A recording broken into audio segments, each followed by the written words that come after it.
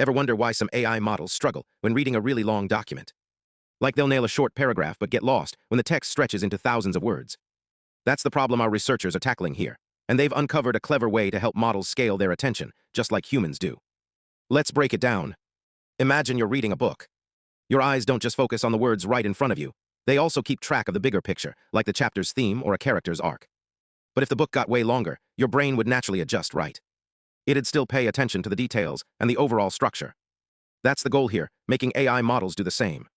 The team calls this scale-invariant attention, a fancy way of saying the model's focus adapts smoothly, no matter how long the text gets. So how do they make that happen? They identified two key rules. First, scale-invariant total attention. The model should spread its focus evenly across different scales of text. Think of it like balancing local details, like a single sentence with global context, like an entire chapter. Second, scale-invariant attention sparsity. The model shouldn't get overwhelmed by too many details. It needs to zero in on the most relevant parts, whether it's a short paragraph or a 10,000-word essay. The magic trick. A simple math tweak to the model's attention logits. Those are the numbers that determine where the model focuses. Under a Gaussian assumption, think of it as a bell curve. They found that adjusting these logits based on where a token is in the text, near the start, middle, or end, makes the attention mechanism work like a charm. Why does this matter? Let's say you're asking an AI to summarize a 10,000-word report. Without this fix, the model might get distracted by random details or forget the big picture. But with scale-invariant attention, it stays sharp on both the forest and the trees. Their experiments show this approach cuts down on validation loss, a measure of how well the model performs when moving from short to long texts. It's also better at retrieving specific info from long documents, like finding a needle in a haystack. And here's the kicker, this isn't just theory. They've tested it with real models, pairing it with a technique called PROP that helps with position encoding. The result? Improved performance without needing more data or computational power. So what's next? If we can teach AI to scale its attention like humans do, we're one step closer to models that truly understand context, no matter how long the text. Whether it's analyzing legal documents, scientific papers, or even your novel, this could make AI a much more reliable partner in the future. But here's another angle. How do models even learn to handle these tasks in the first place?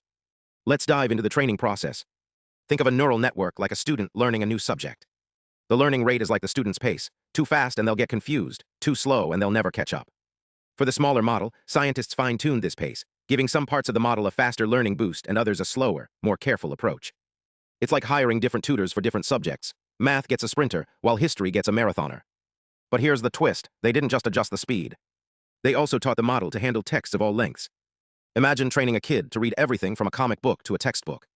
The researchers tested chunks of text containing 4,096 words, then 16,384, and even 65,536, like stretching the model's memory from a short story to a whole novel. Now here's where it gets really interesting. The team tried a new trick called scale-invariant attention. Think of this as the model's ability to focus on the most important parts of a sentence, no matter how long the text is. It's like having a spotlight that adjusts automatically, whether you're reading a tweet or a research paper. This breakthrough let the model handle complex tasks more efficiently, proving that smart training techniques can unlock big improvements, even in smaller systems. So what does this mean for the future? By combining adaptive learning rates with scale-invariant attention, researchers are building models that aren't just bigger, they're smarter.